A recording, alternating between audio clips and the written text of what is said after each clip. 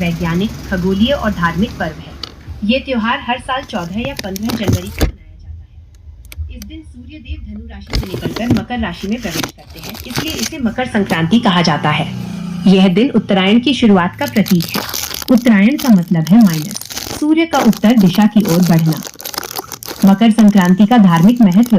सूर्य देव की पूजा। सूर्य को ऊर्जा, जीवन और आरोग्य का स्रोत माना गया है। इस दिन सूर्य देव की विशेष पूजा की जाती है। पुण्यकाल मान्यता है कि इस दिन गंगा स्नान, दान और जप करने से कई गुना पुण्य मिलता है। तिल, गुड़, खिचड़ी, कपड़े और धन का दान विशेष फलदायी माना गया है। मोक्ष का मार्ग कहा जाता है कि उत्तरायण में शरीर त्यागने वाले को मोक्ष की प्राप्ति होती है। मकर संक्रांति की पौराणिक कथाएं। 1।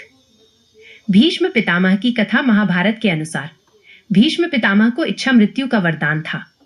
वे उत्तरायण के आरंभ की प्रतीक्षा करते रहे। मकर संक्रांति के दिन उन्होंने देह त्यागी और मोक्ष को प्राप्त हुए, इसलिए इस दिन को अत्यंत शुभ माना जाता है। 2। भगवान सूर्य और शनिदेव। शनिदेव सूर्य देव के पुत्र हैं।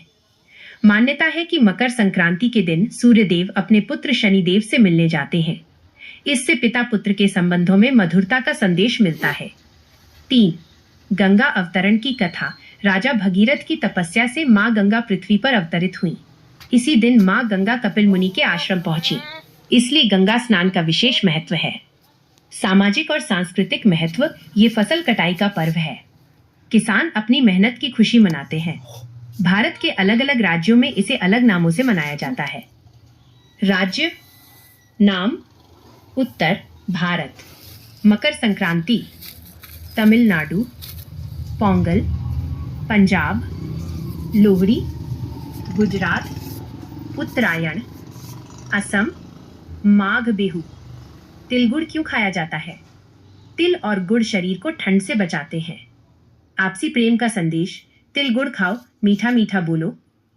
निष्कर्ष, मकर संक्रांति केवल एक त्योहार नहीं, बल्कि प्रकृति से जुड़ाव, सूर्य उपासना, दान, पुण्य और सकारात्मकता का पर्व है।